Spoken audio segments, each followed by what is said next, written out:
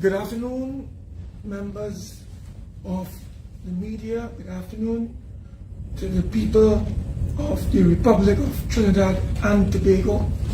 Welcome to our media conference today, where the theme of our conference is simply the following: one rule for you and me, the citizens of Trinidad and Tobago, and another rule for the PNM aristocracy and their eater food stooges in TNT.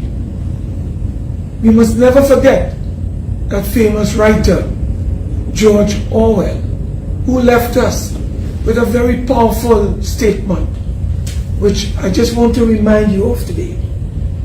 Truth becomes treason in the empire of lies. Let me repeat George Orwell's statement for all and sundry. Truth becomes treason in the empire of lies. Brothers and sisters, today we address some very critical and significant issues prevailing in our nation at this time. And on my immediate right to address some of those issues is the Honorable Dr. Rudal Munilal, Member of Parliament for Orupuch East. And when he is through with his presentation on the broad theme, as I outlined earlier, I will address some other salient issues. So at this moment, I'd like to turn over the proceedings to my honorable friend and colleague, Member of Parliament for Orupuch East, the Honorable Member Rudal Munilal. Rudal, the floor is yours. Thank you very much, Senator Wade Mark, and good afternoon to our listeners and viewers in Trinidad and Tobago, members of the press and others, and those viewing us from abroad who express, of course, a great interest in current affairs in Trinidad and Tobago. This is, of course, our weekly press conference, midweek press conference by the parliamentary opposition in Trinidad and Tobago, in which we seek to bring some of the issues, some of the problems facing this country and the challenges to the fore. We are addressing primarily the media, but addressing the media as well, we also have persons who are outside of the media fraternity looking on and listening, so that we also address members of the national community. I will touch on three issues, primarily dealing with the recent vote by the Law Association and issues emanating from that. An issue raised by the Prime Minister, I believe, earlier in the week on the Welsh report, a report on the health sector, and of course, very recent judgment yesterday in the Court of Appeal involving the EMBDC and Southern Contractor. I will begin by indicating that I took note yesterday of not one but two editorials in the newspapers. I believe it is the Express and the Guardian, in which both editorials sought to castigate and criticize the leader of the opposition for comments the leader made at our regular Monday night forum earlier in the week. And one headline in the Express of the editorial was "Shockingly Crass," and another in the Guardian, "Opposition leader off track again." Not wanting to read in detail and word for word these editorials, I was taken aback by the tone of the editorial and the criticism leveled against the opposition leader. The opposition leader made a statement based upon the outcome of a vote, two votes, but the outcome of events at the Law Association's meeting last Friday, in which there was a vote of no confidence motion, a motion to that effect, and the Law Association had discussions and eventually voted.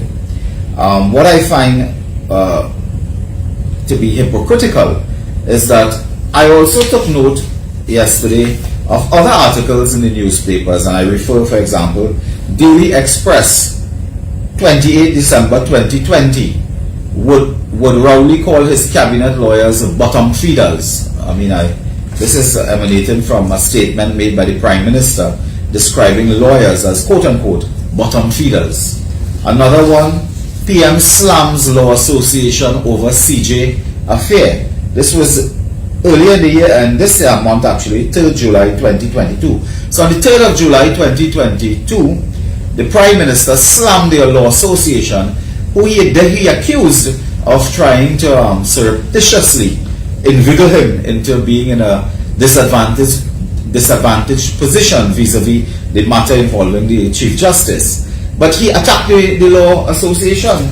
Another one, and I'm looking at Tuesday, March 15, 2022, PM slams Lala over online posts on COP merit list. It is here. Attacking an attorney at law who continues, I believe, to represent former Commissioner Gary Griffith.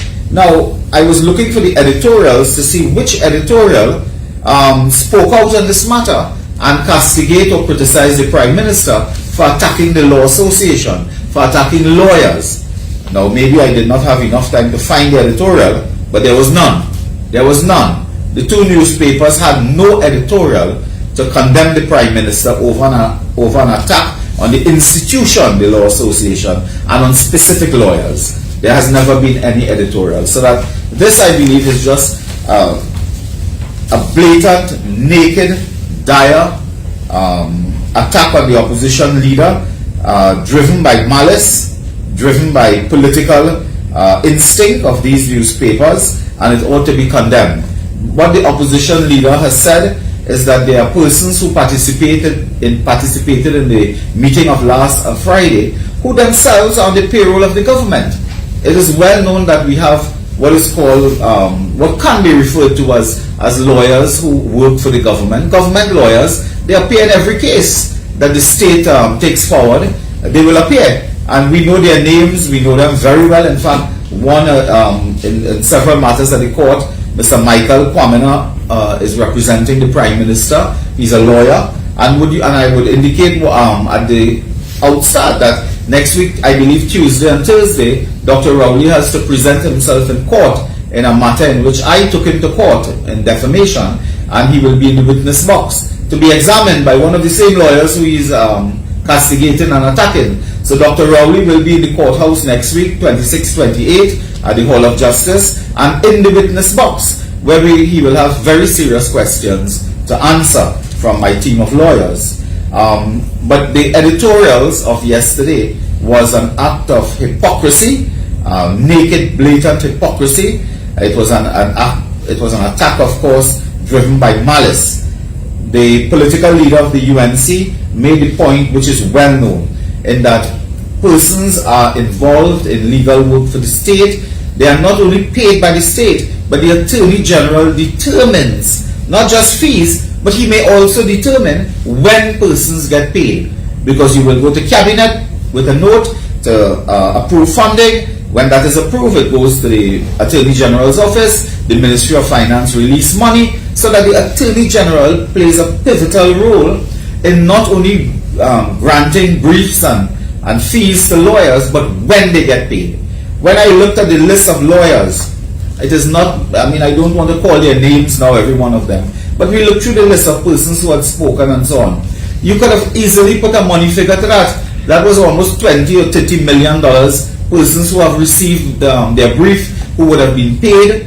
So when Mr. Michael Kwamina, for example, stands up to speak in favor of the Attorney General and so on, he's the lawyer of the Prime Minister. That is a fact.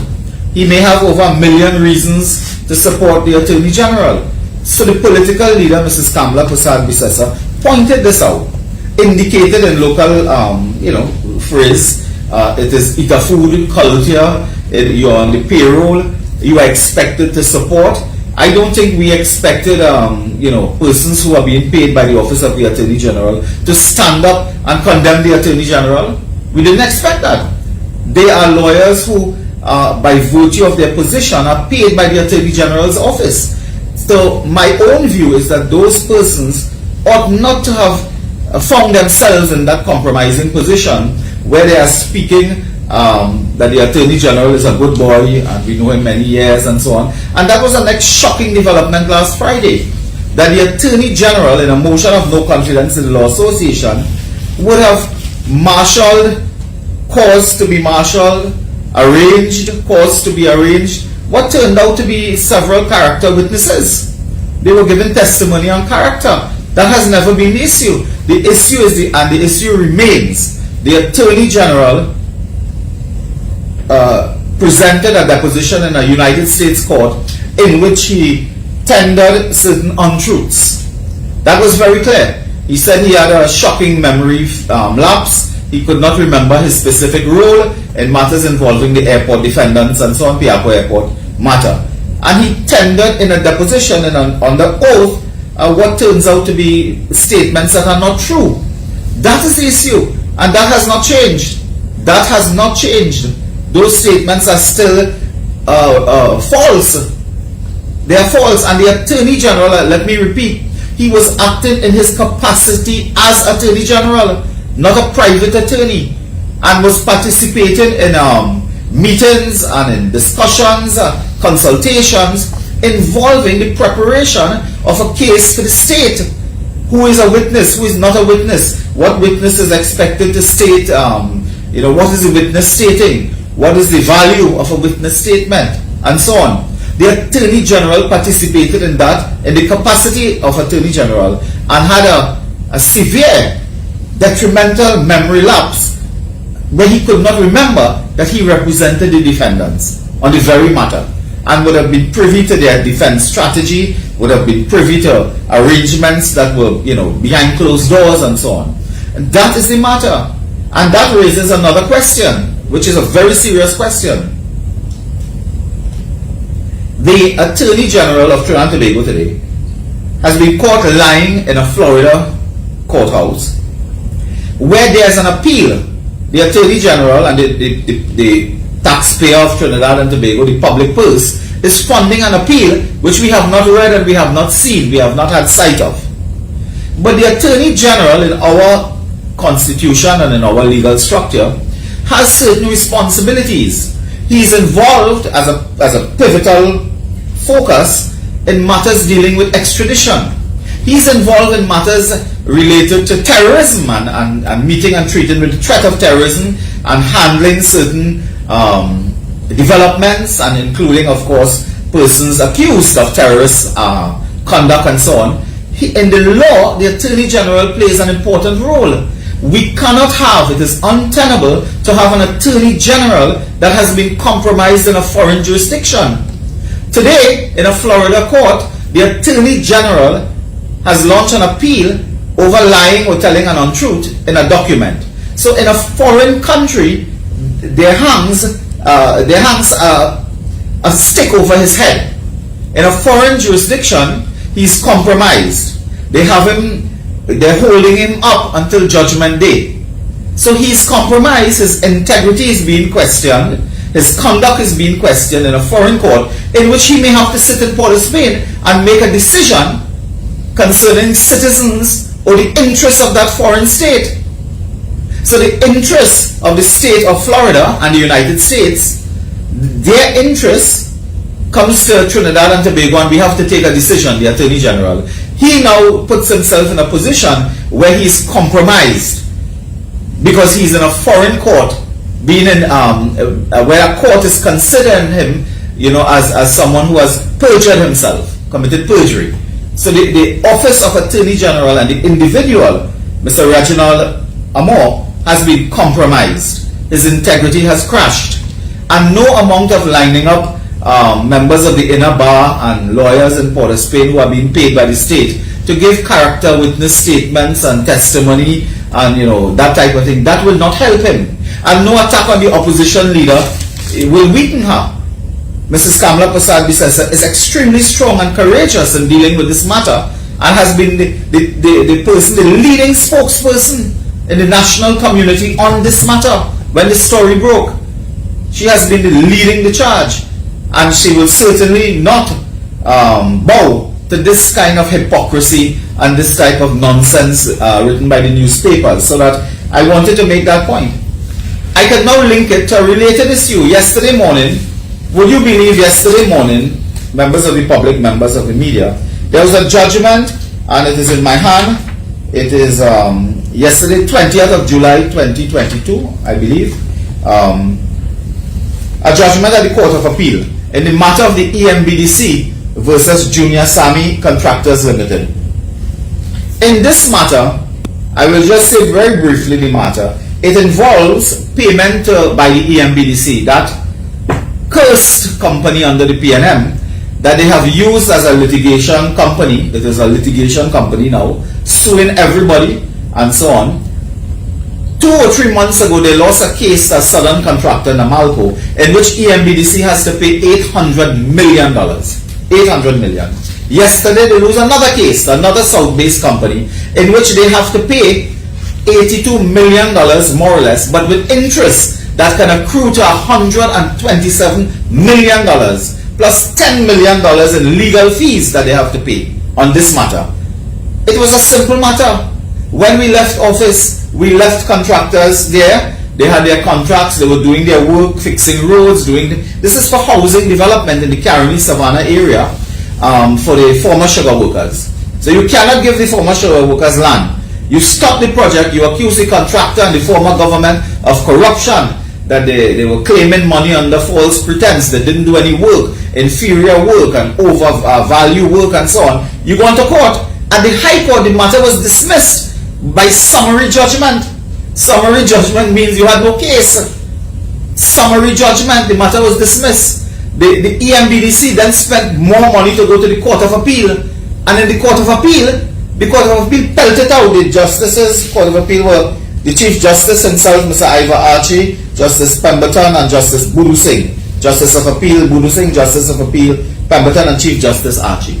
They unanimously agreed, and they kicked the matter out. So the EMBDC made a fool of themselves. They have to pay $10 million in legal fees, plus $127 million to the contractor. Whereas before, that bill, we understand, was $77 million. If you had negotiated and settled, it was $77 million. Now you have $137 million, more or less, that you have to pay.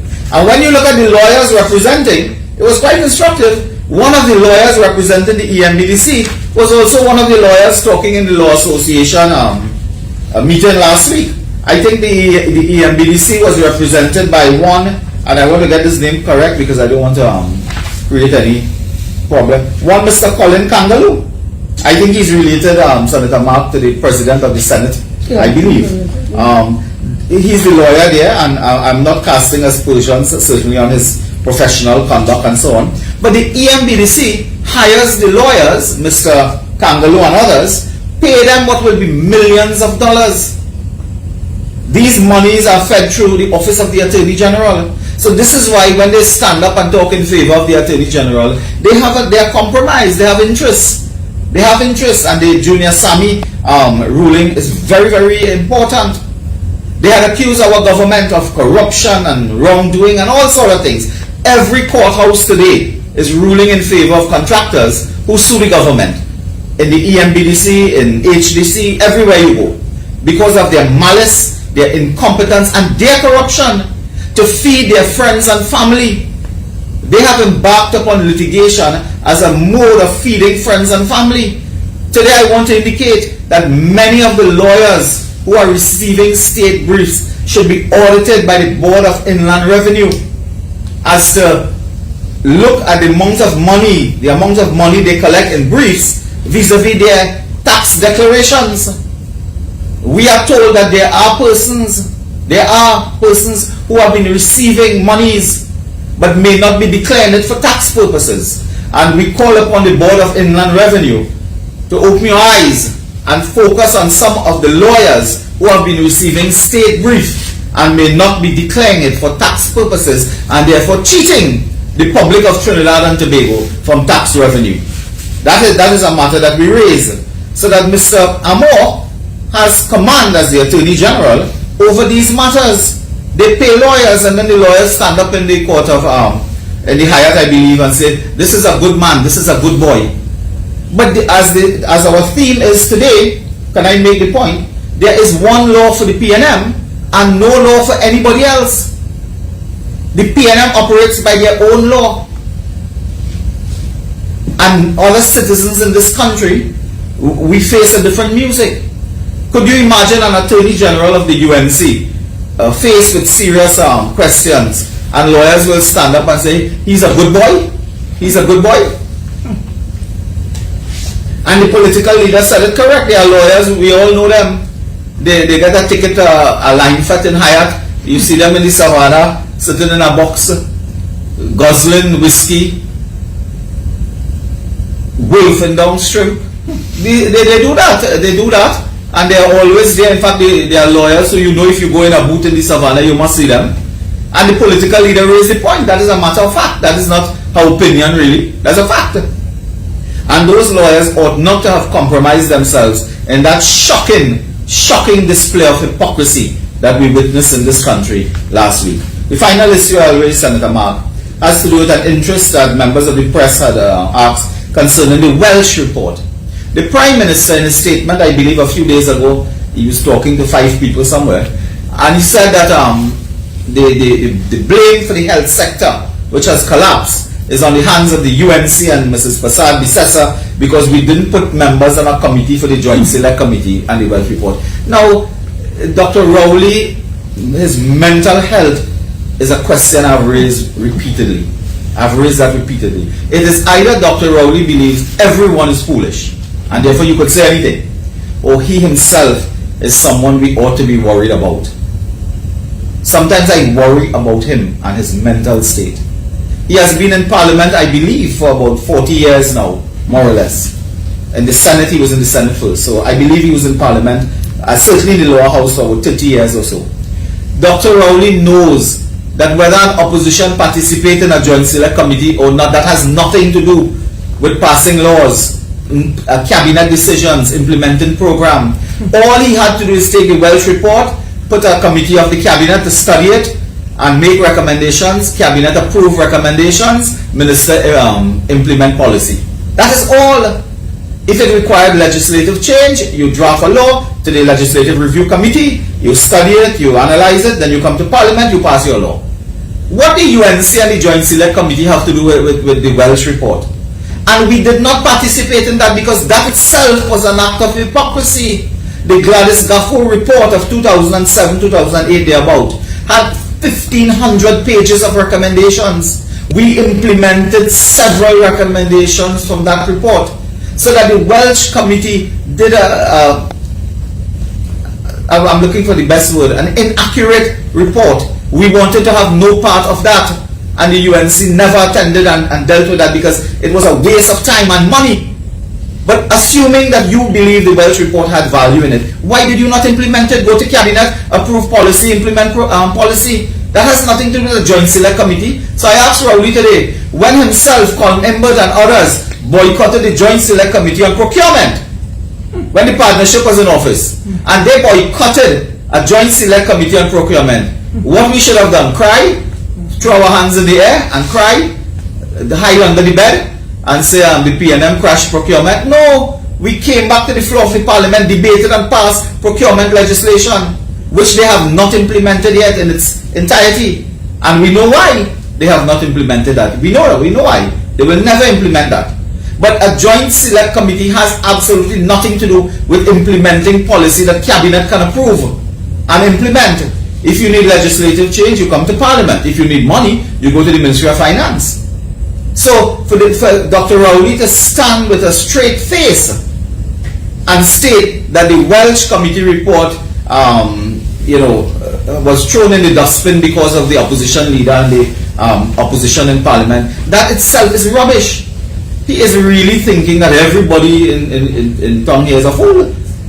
You could have taken it from the joint committee, bring it to the parliament, debate it, pass anything you want. The parliament could have approved it as a matter for a motion. But they have done nothing. And today they are exposed. Their incompetence and their corruption has been exposed. And they go back now to blame the UNC, blame the political leader of the UNC for what they should have been doing 8 years ago or so, 7 years ago. They should have been doing that. So that is more than a blame game. I think that is an obscenity to accuse the UNC of not participating in a joint select committee. So an entire report goes down the drain.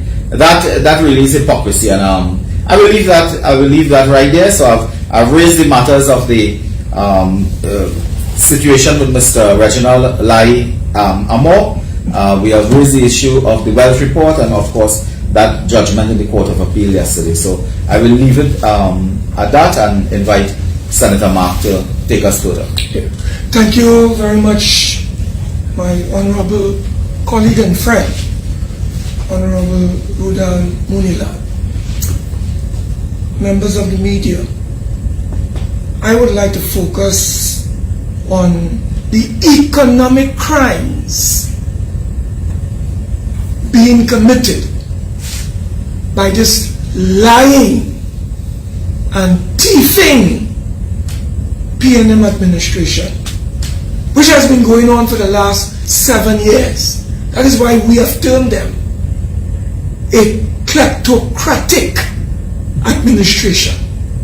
And they have their allies and stooges in different areas of our nation, including the media. We know of that. Brothers and sisters, under this ruthless, callous, cruel, barbaric, and oppressive Rowley's kleptocratic administration, our beloved nation of Trinidad and Tobago has now entered into a new and dangerous dark age of cruelty, barbarity, and tyranny, where, as I said earlier, George Orwell indicated to us that truth has become treason in the empire of lies, where the lights of reason, according to the Honorable Kamla Prasad Bisesa, truth and rationality have been extinguished by the bandits, carpetbaggers, and political scallywags, whose new aristocratic culture and ideas have literally taken over and infected almost every arm, every organ of the state.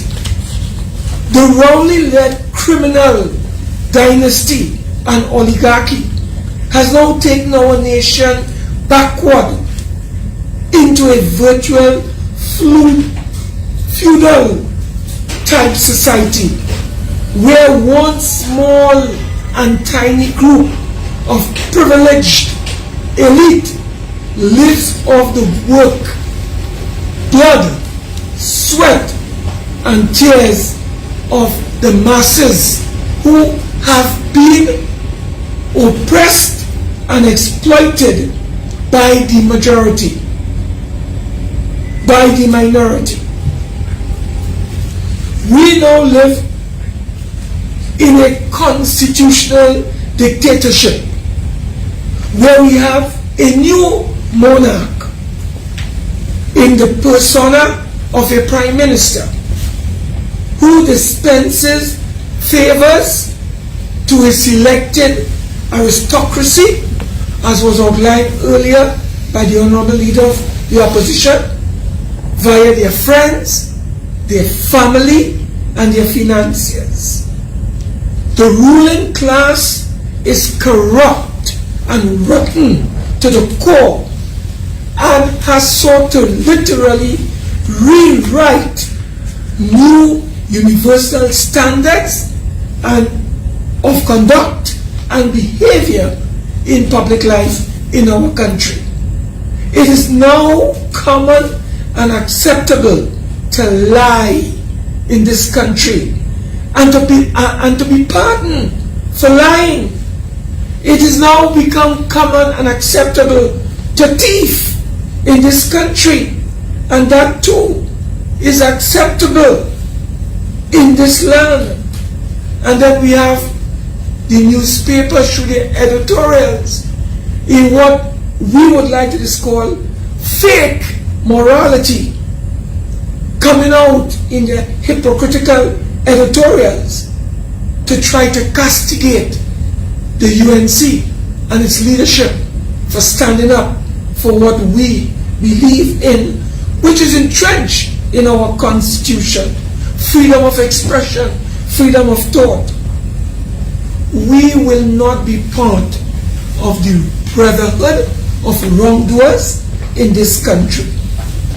We know what that can do and what that can lead to. Honorable members of the media, members and citizens of this country, in this Rowley's version of what is called this new society and order, the UNC, we are seen in this country where you are either rich or you are poor. You are either first class or second class citizen. Poor people have now been relegated under this PNM regime to second class status, and they can go to hell as far as Rowley is concerned. That is what we have come to. It reminds me of the French Revolution, when the masses of people were protesting on the streets of Paris, and they appealed to Marie Antoinette, the Queen of France. Oh, Marie Antoinette, we want bread to eat. We are hungry. What was her response? Eat cake. Eat cake. Well, history was demonstrated by the people in uncertain terms, and she ended up, as you know, ladies and gentlemen, where the people got justice, guillotined by the masses. She lost her head in France. So there's this saying, when you oppress people, as this PNM government is oppressing the majority of people,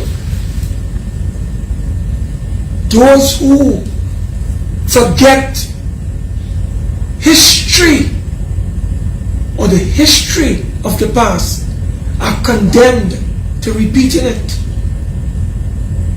Look at what is happening around us. Look at what is happening in our world today. Trinidad and Tobago is at a tipping point. We only have to see what is happening in places like Sri Lanka, where the government of that country literally stole the treasury, mismanaged the resources of the country, and left the country in a state of utter economic bankruptcy. Look what happened in Sri Lanka. This is what is emerging in our country today. The government has stolen the monies. They have engaged in what is called looting and pillaging of our treasury. And the people are starving, the people are crying out. No jobs for the people. No money. And the PM talks about what? Inflation is at 5%, and he is proud of that. You know what is inflation, Mr. Prime Minister? Inflation in the classical definition of the term is where you have too much money chasing too few goods. In Trinidad and Tobago, the people have no money, so there is no goods to chase. So what inflation you are proud of? There is nothing, there is no money to spend. The people cannot get jobs. That is what is taking place in our country, brothers and sisters. I want to share with you today because we recently learned through a document called the Freedom of Information Application that there were 265 recusals from cabinet meetings between the period September 2015 to February 2022. Here it is, 265 recusals. You know what is a recusal? A recusal takes place when there is a conflict of interest involving a minister and maybe a member of his family.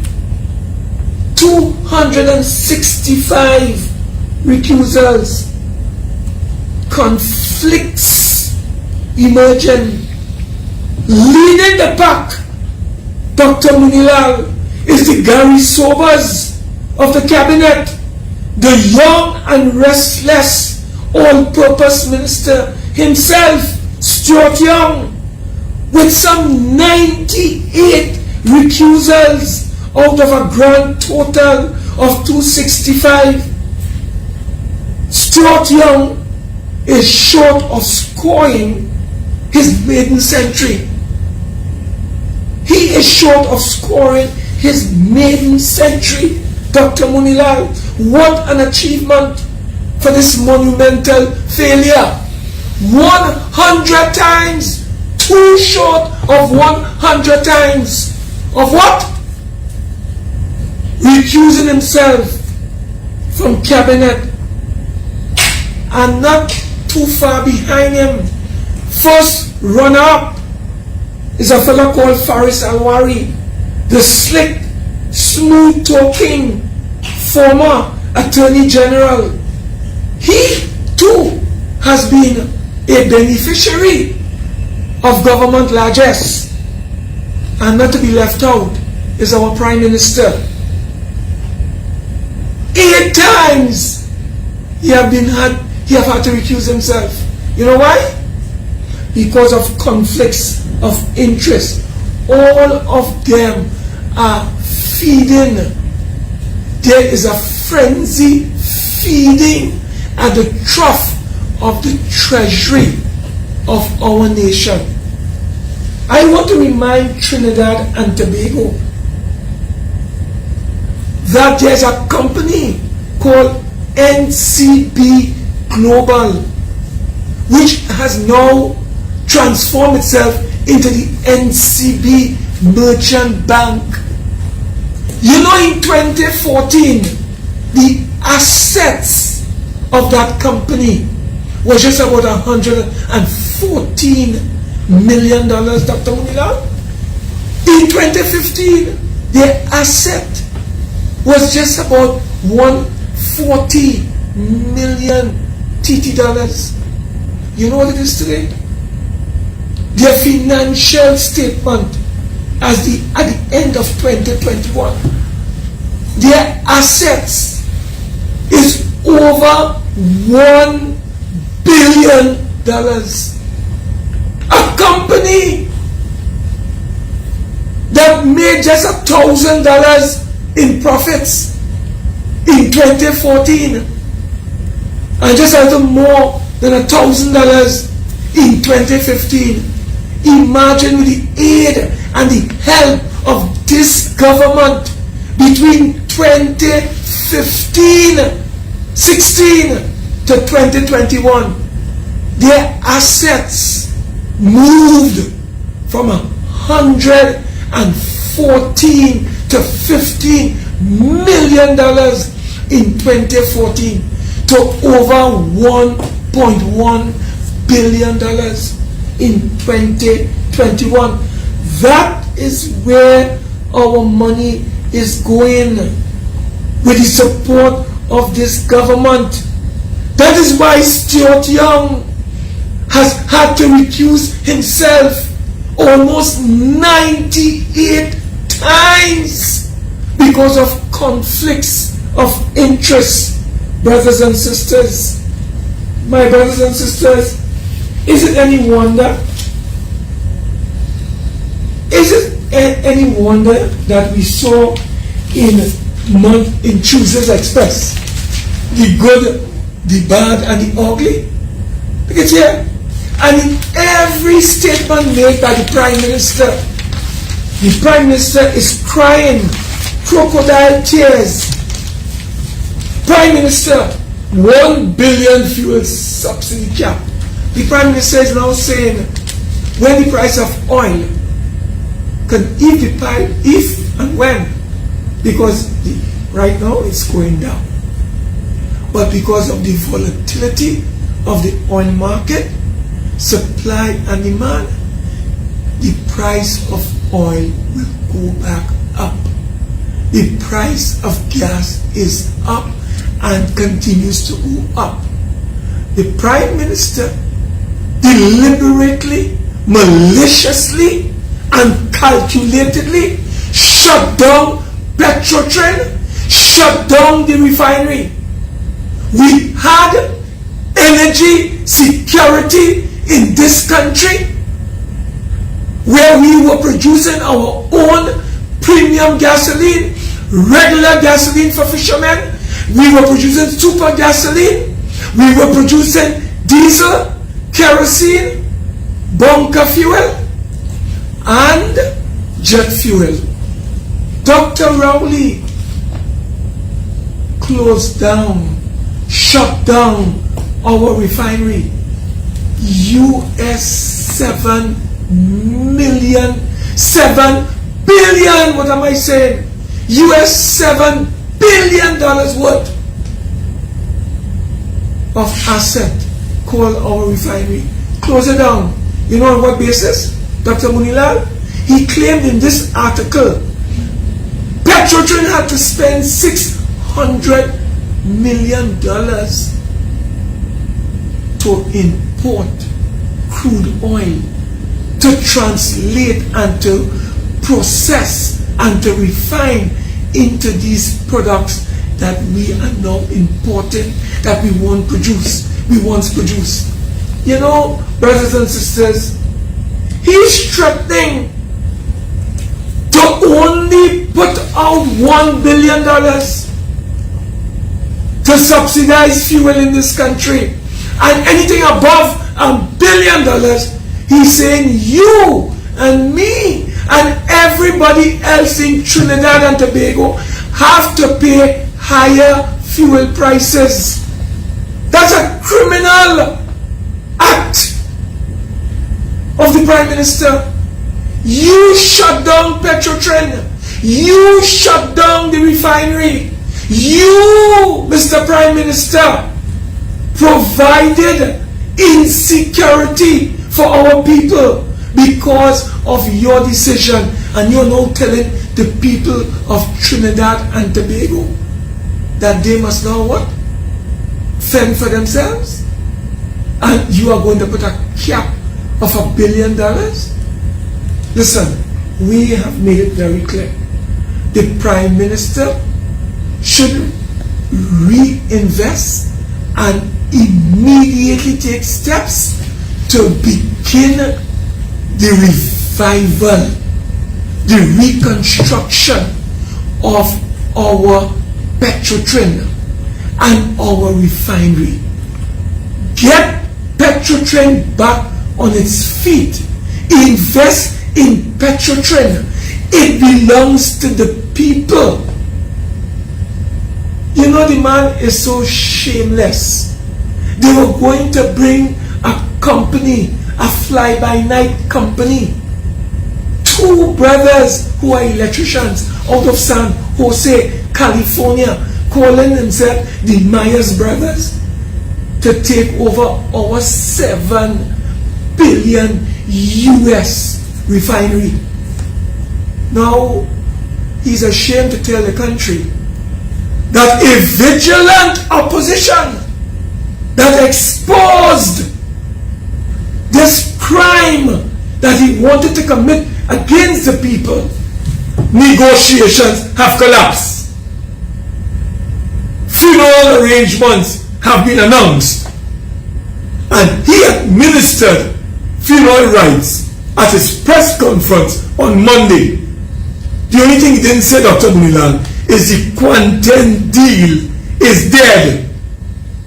And because of our leadership, led by Kamla Prasad Bisesa, because of our party's vigilance in defense of the people of Trinidad and Tobago, we were able to stop Rowley and his gang from selling out our refinery to these political hustlers who were coming to take charge of our refinery.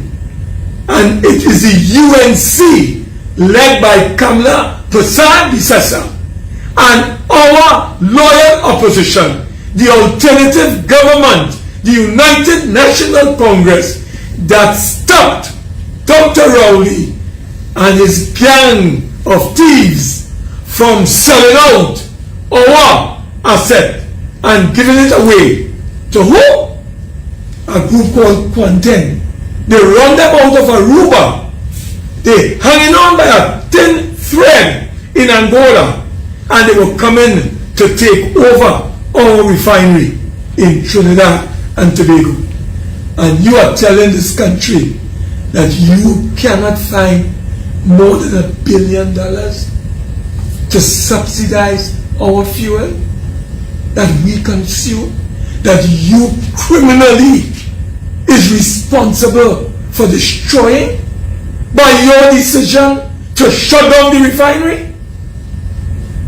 Well, we want a criminal forensic investigation into this issue. And what is the issue, Dr. Munir? I want to tell Trinidad and Tobago, if you don't know, that this government, led by Dr. Rowley, this is a document I have before me, Dr. Munir. It's called the Consolidated Monthly Bulletins, January to December 2021, produced by the Ministry of Energy and Energy Industry. Look at here. This is it. This is it. When we go, comrades, brothers and sisters, to page 12 of this document, what do we see? We are seeing that the government of Trinidad and Tobago in 2021, January to December, you know what they did? They imported refined fuel products amounting to 2.34 billion liters in 2021. 2.34 billion liters of what? Premium, super, diesel, bunker fuel, kerosene, jet fuel. 2.34. You know what we use, Dr. Munilal? We consume 1 billion liters. 1 billion liters. It's here in the table. And the government re-exported how much? 1.15. They re-exported our refined products to who? At what price? Where? When? How much profit did we make? The country does not know. The country does not know.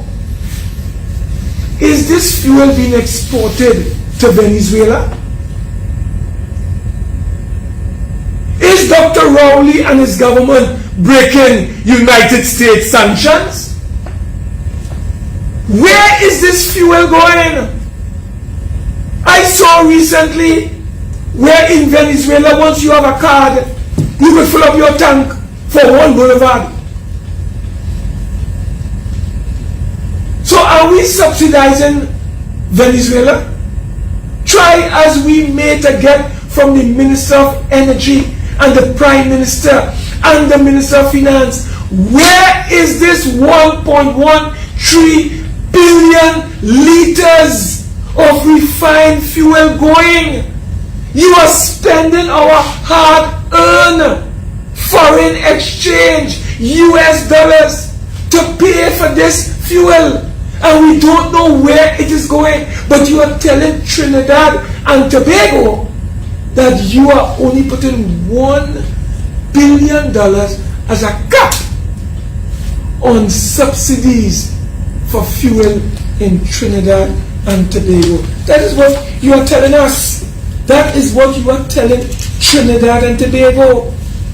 And here it is, we are seeing Dr. Munilal again on a FOIA, Paria Fuel Trading Company, dated the 25th of February. It's here.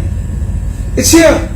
The question was asked, give us the value of refined products imported by Paria for the period 1st of December 2018 to January 2022 in US dollars, that is gasoline, diesel, jet fuel, bunkers for local use.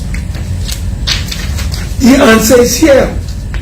During the period December the 1st, 2018 to January 2022, the value of refined products purchased by Paria was as follows: $24.2 billion in a 4-year period, or the equivalent of US $3.6 billion.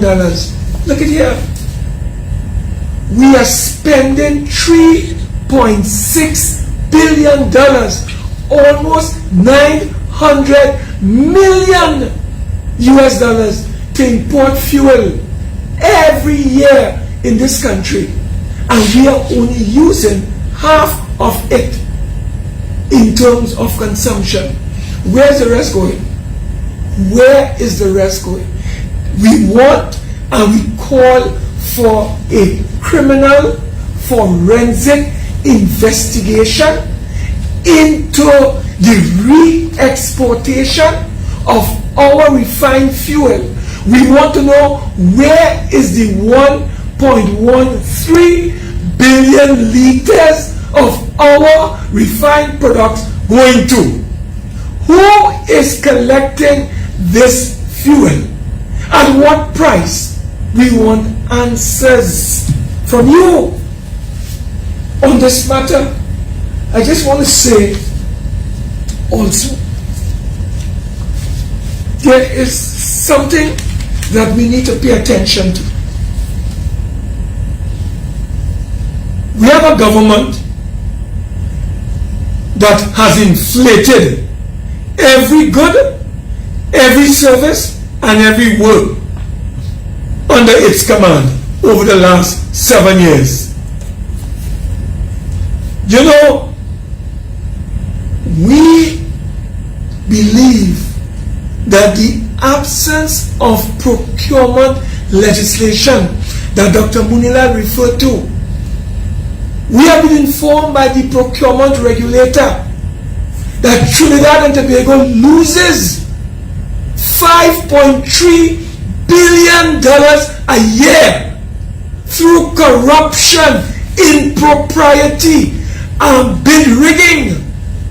And we have been calling for the implementation, the operationalization through proclamation of the legislation since 2015.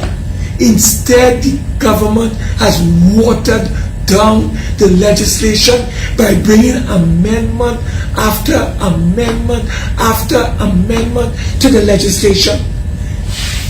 Had the government implemented the procurement legislation in 2015, we would have saved more than $38 billion. $38 billion has been lost. Because you know why? Improprieties, no oversight, no supervision, no transparency, no accountability, no value for money, no honesty and integrity in the process. So the people are suffering, and the government comes here to do what? They want to stage, according to the Guardian of Tuesday, July the 19th, and I want to quote it, announcing that this year's budget will be presented earlier than the usual October date. The Prime Minister said the country can also look forward to a full report from the Finance Minister, come input on the country's financial position on September the 2nd. So we are having a budget, ladies and gentlemen, maybe by the middle of September. But the minister is not coming to the parliament, you know, where this government has shown complete contempt and disrespect and contumely towards. He's not coming to report to Parliament so there can be a full debate on the financial health of the country. You know what he's doing on the 2nd of September, Dr. Munila? He's going to spend taxpayers' money at the Hyatt to highlight where he can control the environment and control the narrative and get no one to properly interrogate him and to scrutinize the lies, damn lies and statistics that he's going to manipulate in order to mama guide the country as to why they must suffer in silence. So why not come to the parliament and present your financial report on the state of this economy? You didn't say you're coming to parliament. Spotlights are always held at the Hyatt, and we have to assume that you are going back to the Hyatt. Well, we are demanding today that you bring your report to the parliament, convene the parliament, the both houses, put aside time and report, and let the opposition respond to your report. Let us have a full debate on this report, rather than come to the Hyatt and tell Trinidad and Tobago things are so bad that, you know what, you're going to increase the retirement age for pension for NIB retirees from 60 years to 65 years. Is that what you want to announce when you have your spotlight? Are you seeking to highlight your inability to pay back pay, to monthly, weekly, fortnightly and daily rated workers? Is that your plan?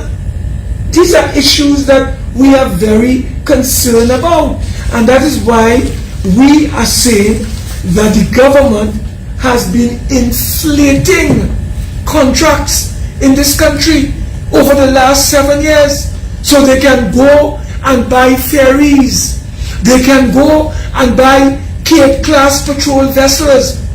The cabinet takes decisions, there's no oversight. So they bought 2 Cape class vessels that cost you and me and the people $605 million. 2 vessels, and the same 2 vessels, Dr. Munilal, cost the Royal Australian Navy $300 million in 2012.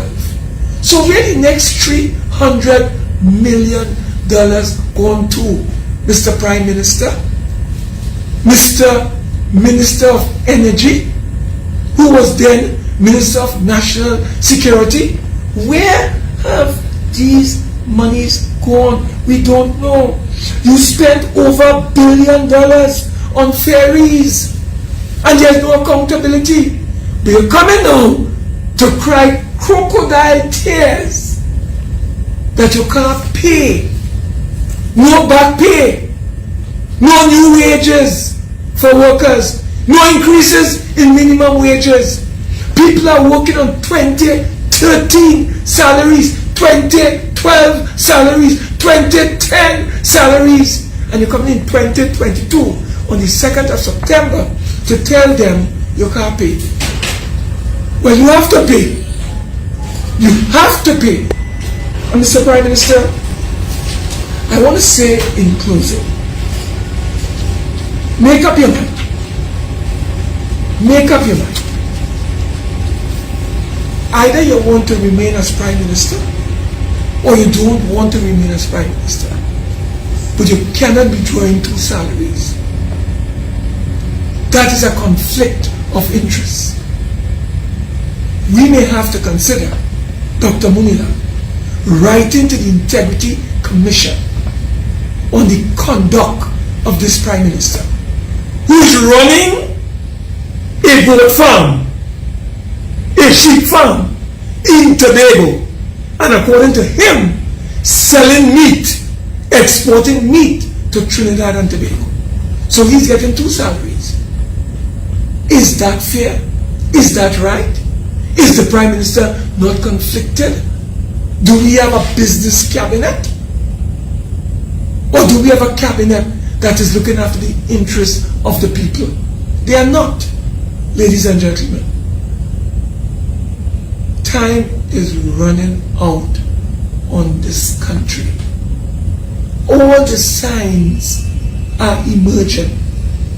Dark clouds are gathering on the horizon. The government has been a monumental failure. All the evidence is there for us to see and for us to view. And 7 years later, they are coming with another spotlight. To do what? To achieve what? Is the same players. These same players coming to do what? To achieve what? Look, the time has come when the people must make a decision. The government cannot run this country. The government cannot manage this country.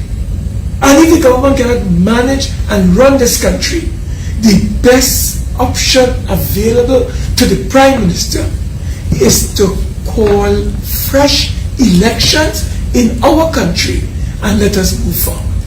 Ladies and gentlemen, I will pause at this time and invite questions that you may have. But before I do so, I want to just say one final thing.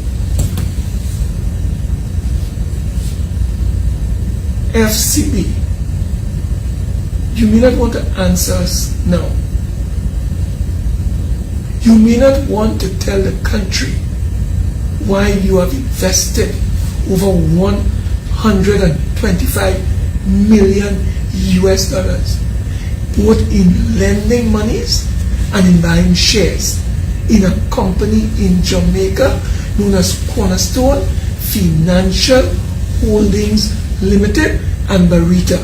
But I want to serve notice on the entire board of directors and management of FCB that the United National Congress will hold each and every one of you accountable for whatever happens at FCB. You shall be held accountable and liable. I say no more at this time. A word to the wise is enough. Thank you, members of the media. The floor is now open to any question members of the media may wish to pose to Dr. Munilal or myself at this time. A question to Dr. Munilal. As a former Minister of Housing, can you comment on the front page stories today that HEC owes contractors $1 billion and how much? $150 million owed from tenants? Okay, thank you. I do take note of the front page stories, I believe, in 2 newspapers for today. And that is by itself very troubling, because in my earlier statement, I spoke about EMBDC and the enormous debt that they are now racking up by ill-advised legal action that they have taken against contractors. Today, the EMBDC owes contractors, given the legal issues as well and the outcome of those matters, owe contractors over $2 billion for work done. The HDC is now claiming that they also owe contractors $1 billion. That is a very frightening issue, because if the HDC had been conducting their business in a way where they meet and treat with contractors, particularly those who are being owed monies and so on, if they were meeting and treating with them over the last 7 years, you would not have this debt. So that's the first issue. That debt is a P&M made debt, because they took a very malicious approach to dealing with contractors in the HDC. There's also enormous corruption there, where they paid, specifically they paid contractors who are either related or friends of the government ministers, including the Prime Minister and so on. Those contractors received monies, while others who were owing have received nothing, and in fact they have gone to court, I believe now, to claim. But there's a troubling issue with that, because we have to be very cautious. Tenants in the HDC, and before that I think the National Housing Authority, NHA and so on, were always owing NHA. When we were there, that figure was, I believe, around 95 million. We are now here and it is 150 million. It's 1 billion. No, the billions are contractors, the tenants owing. It's 150. They made a mistake. Sure. Complete said it's $1 billion. $1 billion. Well, that is even more mesmerizing, because when we were there, that figure was nothing more than $98 million. So how could you move from $98 million in 2015 in 2022 to over $1 billion? What is it? I mean, who is not paying? But more dangerous is that the HDC may decide to go on a reign of terror against the poor people, the underprivileged people, and start throwing out people from their homes for failure to pay their monthly rentals and so on. But that is a matter that the HDC must meet and treat with. Conduct their business in a humane way, meet and treat with tenants, ensure that you have different packages, for payments, different modes of payments. Work with the client to ensure that they stay in their house, but they pay as they go along, because we all know of the economic fallout, the mismanagement of the COVID that left thousands and thousands of homeowners in the HDC unemployed, the failure of the government to even create jobs. So today they are threatening now to throw out tenants of the HDC, because the HDC tenants owe them money. But they must be owing money, because there are no jobs, there's no income. And I want to put the country on notice, particularly HDC tenants, that they could be facing a reign of terror by the HDC and by the Minister of Housing to throw tenants out on the street at this very difficult social and economic time. I've also I'll leave it there, and we may have other questions. Yeah, just want to say also that the government needs to clear the air on information that has reached us that we need to have clarification on from this government. Given their mismanagement and monumental incompetence in running this economy and society,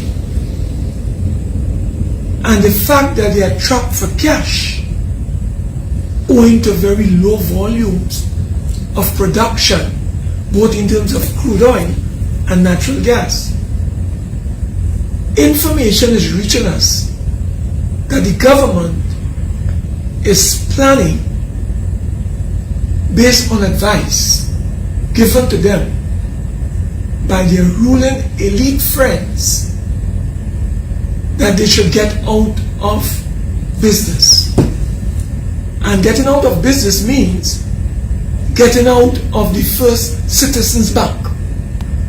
So we are going down to 60% after this IPO, which is going to eat up 12 million shares, which is equivalent to 5% of the overall shareholding of FCB, which now stands as we speak at 65%. So when this 22nd comes and that APO closes and they share the shares among friends from the universe, anybody can buy a share, it will belong to 60%. We are hearing, and Minister Imbert and Prime Minister Rowley, don't take God out of your thoughts. We are hearing, and we need you to clear the air, that your plans are to sell out 100% of FCB, 100% of Republic Bank, sell out NP, and you are out to sell out the Port Authority. I am also hearing that you wish to privatize the Water and Sewage Authority. You have plans for tea and tech as well. And the most egregious crime of all is that you intend to sell out the 51% shares currently owned by TSTT. We own, the people own 51% of TSTT.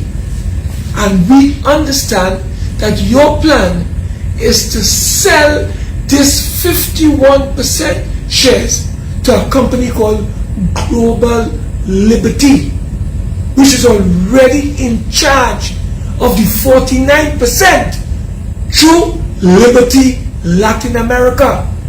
And we understand there's a chap, a billionaire, who has significant shares in Global Liberty.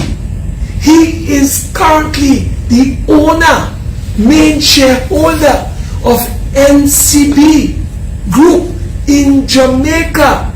I understand his name is Mr. Michael Leachin. If this gentleman is now owning 49% of TSTT shares through Latin America, Liberty Latin America, which is owned by Global Liberty, which I understand Mr. Leachin has significant shares in, we need the government to clear the air. Is your intention to sell our 51% shares of TSTT to one Mr. Michael Leachin, who is a significant shareholder in Global Liberty, a subsidiary called Liberty Latin America, which bought out the 49% of cable and wireless? We want to clear the air. So Mr. Prime Minister, Mr. Minister of Finance, clear the air for the people of TNT, because already you have retrenched close to 2,000 workers in TSTT. TSTT has less than 600 workers in its employ. And what is the plan? What is the end game? Is the end game to sell TSTT to foreigners and to strangers? We are not in favor as a party, as the alternative government, of selling out our telecommunication sector to any stranger, any foreigner. TSTT must remain under the firm ownership and control of the people of the Republic of Trinidad and Tobago. Members of the media, we'd like to thank you. I have one question. Yes. Someone from the media just sent one question. I'll just like a quick comment concerning Dr. Rowley's statement earlier in the week that a report on the FUL, the Firearm Users License matter, will come to the Parliament. I'll just respond very briefly. This is just part of a conspiracy, a deepening conspiracy involving the applicants to the position of Commissioner of Police. It was not surprising to us that this matter was raised when it became clear that Mr. Gary Griffith has applied again to be Commissioner of Police. Dr. Rowley has commissioned his own investigation, which many of us believe is illegal into the firearms unit of the Trinidad and Tobago Police Service. The police service is an independent organization provided for in the Constitution. Politicians ought not to be establishing investigations into any unit of the police. Dr. Rowley has done that. He claims now, he purports to have a report in his hand that he says is shocking. He, having appointed the people, paid them, now says he has a report that is shocking. And he has the executive summary which he intends to lay in Parliament. Today I tell Dr. Keith Rowley, take that executive summary, take it to Tobago, to that goat pen, and clean the goat pen with it. Use that at the goat pen in Tobago. Do not even waste time bringing that to the Parliament. That is just a hoax. It is just a scandal. That is really to undermine the application of Gary Griffith as Commissioner of Police. So don't bring it there. Don't let Hines get involved in bringing that. Minister Hines, as you know, it is now believed that he should only talk in the dry season because apparently water don't agree with him. So don't let Minister Hines, whether it rain or it's sun, don't let him bring any report to Parliament dealing with any scandalous matter of the TTPS unless that has been properly done by the police themselves. The police has the capacity to investigate. They ought to investigate wrongdoing of every kind, any kind. But politicians ought not to be commissioning investigations into any matter where you are doing it for the sole purposes of defaming any applicant to public office. And when I'm saying that, they talk about dealing with the police and crime so much. We actually have a notification in the Parliament for an acting Deputy Commissioner of Police. They will not meet to discuss that. That may languish in the order paper, but they come now to say bring report on fuel license and firearm unit in the TTPS and so on. That is just a scheme to undermine an applicant, Gary Griffith, for the position of Commissioner of Police. I say no more. And in just my final intervention at this time is this. Nobody will bully, intimidate, or harass the United National Congress and its leadership. I am reminded of a statement made by the founder of our great party, Basdio Pandey. Nobody, media, Rowley and his gang, anybody, will attack our political leader and our great party and remain unscathed. I want to repeat that. No one will be allowed to attack our political leader and our great political party and remain unscathed. We will defend our leader. We will defend our party. Thank you very much.